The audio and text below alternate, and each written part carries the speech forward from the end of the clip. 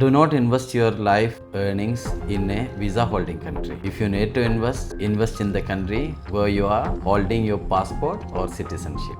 ഞാനിത് പറയുമ്പം ഒരുപാട് ആളുകൾക്ക് പല പ്രയാസവും ഉണ്ടാവും. ചിലപ്പോൾ ഞാൻ പറഞ്ഞ കാര്യങ്ങളിൽ തിരുത്തുണ്ടാവും. പക്ഷേ 1000-ൽ ഒരാൾക്ക് സംഭവിക്കാൻ പോകുന്നത് അല്ലെങ്കിൽ 10,000-ൽ ഒരാൾക്ക് സംഭവിക്കാൻ പോകുന്ന കാര്യങ്ങളാണ് ഞാൻ ഇനി പറയാൻ പോകുന്നത്. എല്ലാ മോട്ടിവേഷൻ സ്പീക്കേഴ്സും ചിലപ്പോൾ ഇതിനെക്കുറിച്ച് സംസാരിച്ചിട്ടുണ്ടാവില്ല, അല്ലെങ്കിൽ ഇതിനെക്കുറിച്ച് സംസാരിക്കുന്നുണ്ടാവില്ല. എനിക്ക് പറയാനുള്ളത് കേട്ടിട്ട് നിങ്ങളുടെ അഭിപ്രായം നിങ്ങൾ കമൻ്റായിട്ട് രേഖപ്പെടുത്തും. നമ്മൾ വിസ ഹോൾഡ് ചെയ്യുന്ന കൺട്രിയിൽ അമിതമായിട്ട് നമ്മളെ രാജ്യത്തിനേക്കാളും കൂടുതൽ, അല്ലെ നമ്മളെ രാജ്യത്ത് നമ്മൾ ഇൻവെസ്റ്റ് ചെയ്യുന്നതിനേക്കാളും കൂടുതൽ ട്രസ്റ്റ് ചെയ്ത് ഇൻവെസ്റ്റ് ചെയ്ത് കഴിഞ്ഞാൽ നമുക്കുണ്ടാകാൻ പോണ ചില പ്രയാസങ്ങൾ ഞാൻ പറയാം. നമുക്ക് 10 വർഷത്തെ വിസ ഉണ്ടോ, അല്ലെങ്കിൽ നമ്മൾ 100% നമ്മളൊരു ലൈസൻസ് ഹോൾഡറാണ്, നമ്മൾ അണ്ടറിലാണ് എല്ലാ കാര്യങ്ങളും എന്നൊക്കെ വിചാരിക്കുന്ന തെറ്റിദ്ധാരണകൾ പല ആളുകൾക്കുണ്ട്. നമ്മളെ രാജ്യത്തിൻ്റെ ജോലിയില്ലായ്മ, അല്ലെങ്കിൽ ബിസിനസ്സുകാരെ പ്രോത്സാഹിപ്പിക്കാത്തത്, അങ്ങനെ ഒരുപാട് കാര്യങ്ങൾ, ബെറ്റർ ആയിട്ടൊരു പ്രോഫിറ്റ് കിട്ടാത്തത്, ഇതുപോലെ ഒരുപാട് കാര്യങ്ങൾ ഉണ്ടായിട്ടാണ് നമ്മൾ ഈ പറഞ്ഞതുപോലെ മറ്റൊരു രാജ്യത്തേക്ക് പോയി ആ രാജ്യത്ത് നമ്മൾ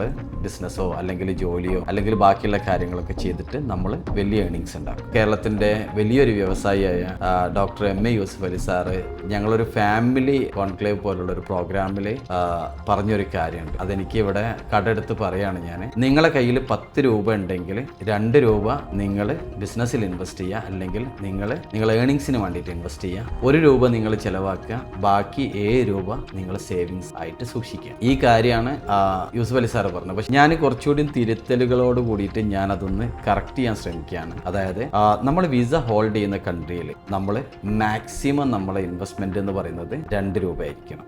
അതായത് നമ്മൾ 10 രൂപ ഉണ്ടെങ്കിൽ 2 രൂപ ആയിരിക്കണം മാക്സിമം ഇൻവെസ്റ്റ്മെന്റ് നമ്മൾ വിസ ഹോൾഡ് ചെയ്യുന്ന കൺട്രിയിൽ. 1 രൂപ നിങ്ങൾ സ്പെൻഡ് ചെയ്യും, നിങ്ങളുടെ ഫാമിലി സ്പെൻഡ് ചെയ്യുക. ബാക്കി 7 രൂപ നമ്മൾ പാസ്പോർട്ട് ഹോൾഡ് ചെയ്യുന്ന കൺട്രി അല്ലെങ്കിൽ നമ്മളെ സിറ്റിസൺഷിപ്പ് ഉള്ള കൺട്രിയിൽ ഇൻവെസ്റ്റ് ചെയ്യുക. അതൊരു ചെറിയ കുപ്പത്തൊട്ടിയാണെങ്കിലും, ഇനി അതല്ല നിങ്ങൾക്ക് വിശ്വാസമുള്ള ബിസിനസ്സിലൊക്കെ ഇൻവെസ്റ്റ് ചെയ്യുകയാണെങ്കിലും നാളെ നിങ്ങൾക്ക് അല്ലെങ്കിൽ നിങ്ങളെ തലമുറക്ക് അത് ഉപകാരപ്പെടും. നമ്മൾ എന്നും ഇവിടുന്ന് പോകേണ്ടിയവരാണെന്നും ഇവിടെ നമ്മൾ വരുത്തന്മാരാണെന്നൊക്കെ നമ്മൾ മനസ്സിലാക്കുന്നത് നല്ലത്.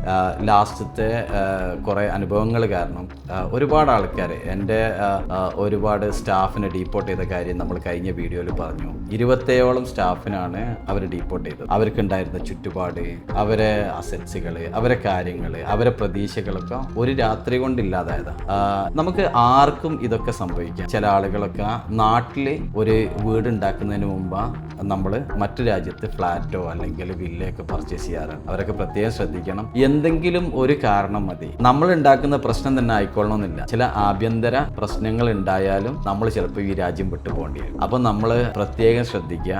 ഞാൻ ഈ പറഞ്ഞ കാര്യത്തിൽ ഒരുപാട് ആളുകൾക്ക് വിയോജിപ്പുണ്ടാകും മതി. ഞാൻ ഒരൊറ്റ അഡ്വൈസ് എൻ്റെ ഭാഗത്തു നിന്നുള്ളൂ. നമ്മൾ കഷ്ടപ്പെടാനും ഏൺ ചെയ്യാനും വേണ്ടിയിട്ടാണ് നമ്മൾ പല രാജ്യങ്ങളിലേക്കും നമ്മൾ പ്രവാസികളായിട്ട് എത്തിയത്. അപ്പം പ്രവാസികളോടായിട്ടുള്ള എല്ലാ സുഹൃത്തുക്കളോടും ഞാൻ പറയാണ്, നമ്മൾ വിസ ഹോൾഡ് ചെയ്യുന്ന രാജ്യത്ത് നിങ്ങൾക്കൊരു പ്രതീക്ഷയോട് കൂടിയിട്ട് നിങ്ങൾ ഇൻവെസ്റ്റ് ചെയ്യുന്നുണ്ടെങ്കിൽ എൻ്റെ ഒരു സജഷൻ, നാട്ടിൽ അതിൻ്റെ ഒരു 10 മടങ്ങ് നമ്മളെ കയ്യിൽ ഇൻവെസ്റ്റ്മെന്റ് ആയിട്ടോ അല്ലെങ്കിൽ സേവിങ്സ് ആയിട്ടോ ഉണ്ടെങ്കിൽ മാത്രമേ ചെയ്യാൻ പാടുള്ളൂ. അല്ലെങ്കിൽ നമ്മുടെ ലൈഫിൽ ഇത്രയും കാലത്തെ പണത്തിനേക്കാളും വലുത് നമ്മളെ സമയം നഷ്ടപ്പെടും.